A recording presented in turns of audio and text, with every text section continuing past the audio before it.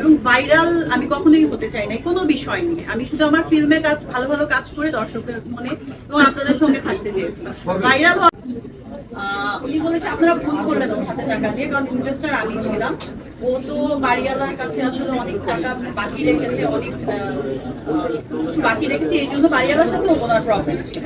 Actually ভুবন রেস্টুরেন্টের যে মালিক ছিল ওনারা দুইজন, একজনই অপারেশন পার্টনার ছিল, আরেকজন ইনভেস্টার ছিল। আমরা যখন টাকা দিয়েছি ইনভেস্টারকে, অপারেশন পার্টনার টাকা দেয়নি, ওদের মধ্যে দ্বন্দ্ব শুরু হয়েছে।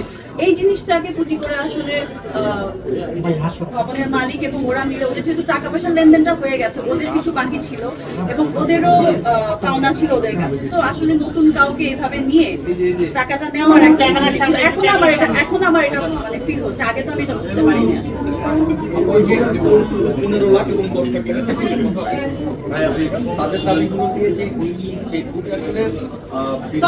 তখন আমরা চেকটা ইয়ে করি, কারণ সেটা ক্লিয়ার না হওয়া পর্যন্ত আমি একজনের ইয়েতে টাকাটা দিতে পারবো কিনা বা ডিসঅনার হয়েছে কিনা তারা বলছিলেন যে তারা টাকাটি হাতে পায়নি। টাকা 50 লাখ ওরা পেয়েছে আর বাকি 40 লাখ তো হঠাৎ করে আপনার বিরুদ্ধে চুরির অভিযোগটা কেন আসলে? এটা তো আমি জানি না, বিকজ আমি যেন সামনে না আসি এবং আমি যেন কথা না বলি, আমি যেন এমনি চলে যাই। আমার যত লস হয়েছে যা হয়েছে এগুলো নিয়ে, এবং এই যারা সন্ত্রাস করেছে ওইখানে যারা ওই সিসিটিভি ফুটেজ আছে সব আছে, ওইটার জন্য ওইটা ধামাচাপা দেওয়ার জন্য। যেহেতু যখনই কেউ শুনবে চিত্রনায়িকা সবাই ভাবে একটা সেন্সিটিভ ইস্যু। সো আমি যেহেতু সবসময় আসলে অনেস্টলি চলার চেষ্টা করেছি এবং কোনো বিবাদে বা কোনো কিছুতে যাওয়ার, যেহেতু আমি এমন একটা ফ্যামিলি ব্যাকগ্রাউন্ড বিলং করি, আসলে ওনারা এটা ইউজ টু না যে ভাইরাল হবো, এবং ভাইরাল আমি কখনোই হতে চাই না কোনো বিষয় নিয়ে। আমি শুধু আমার ফিল্মে কাজ ভালো ভালো কাজ করে দর্শকের মনে এবং আপনাদের সঙ্গে থাকতে চেয়েছিলাম। ভাইরাল হওয়াটা আমার মনে হয় যে যারা ইনসিকিউর বা যাদের ভাইরাল জিনিসটা আমি কখনোই পছন্দ করি না আসলে। আপনি মামলা করেছেন, সেটা এখন কোন পর্যায়ে আছে? তারা ওইটা তদন্ত চলছে।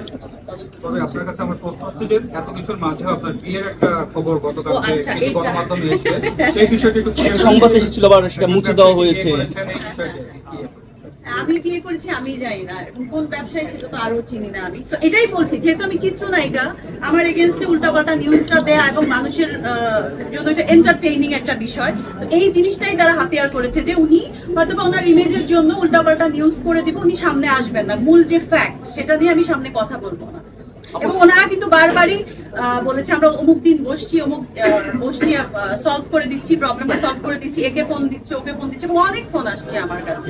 তো আমি বলছি আমি তো এভাবে গোপনে বারবার বসে আপনাদের আজকে এই ডিসিশন দিচ্ছেন, কালকে আরেকটা ডিসিশন দিচ্ছেন, আমার যতদিন যাচ্ছে আমার লস হচ্ছে, আমার স্টাফদেরকে বেতন দিতে হচ্ছে, আমার এই বিলগুলো দিতে হচ্ছে, তাহলে আমি এটা নিয়ে আসলে কতদিন কন্টিনিউ করবো? তখনই আমি আর ওই যে মারামারি ওরা যে মারলো আমার একজন অপারেশন পার্টনারকে এবং আমার ম্যানেজারকে যে থ্রেট দিল, তারপরে আমি আসলে থানার শরণাপন্ন।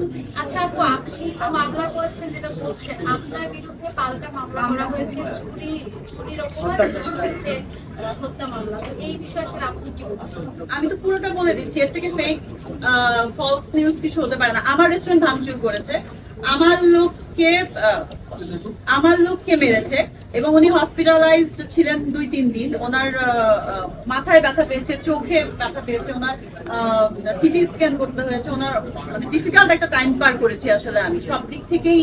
এবং মামলা আমার লাইফে এখন পর্যন্ত আমি কখনো কারণ আমি মামলাও করিনি, কখনো মামলা খাইনি, this is the first time. কোনো জিডিও হয় না আমার নামে কখনো। সন্ত্রাসী বাহিনী আসলে কার? এটা তো এখন ওপেন সিক্রেট আসলে। এখন যেহেতু জানলাম ওনাদের, যাদেরকে বলছি যে আমাদের ছেলে গিয়াসউদ্দিন আল মামুন এবং তার স্ত্রী শাহিনা ইয়াসমিন। আপনি শিওর যে আসলে গিয়াসউদ্দিন আল মামুনের শিওর হলাম কারণ হচ্ছে আমাদের যে 6th ফ্লোর ওইটার উপরে উপরে 7th ফ্লোর আরেকটা আছে, ওইখানে ওই ছেলেগুলো কয়েকদিন ডেকে নিয়ে আমাদের লাইন অফ করে দিয়েছে। এবং ওয়ান গ্রুপের যে হারুন, সে অনেক থ্রেট দিচ্ছিল যে আমাদের মা, ওরা সবাই মা বলে ডাকে, আমাদের মা যেটা বলবে সেটাই হবে, সেটাই হাদিস, আর কোনো কিছু। আচ্ছা, আপনার যেহেতু আপনাকে পেয়েছি এই প্রশ্নটা সবারই আমরা ক্লিয়ার আছি।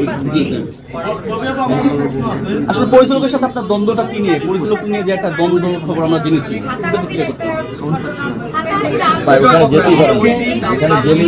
আপনার সিনেমার নির্মাতা মধুর একটা তিনি হচ্ছেন রাশেদ পলা। কি ঘটেছিল? আমরা শুনেছি যে আপনি তাকে বেদম প্রহার করেছেন, আপনি তাকে খুব মেরে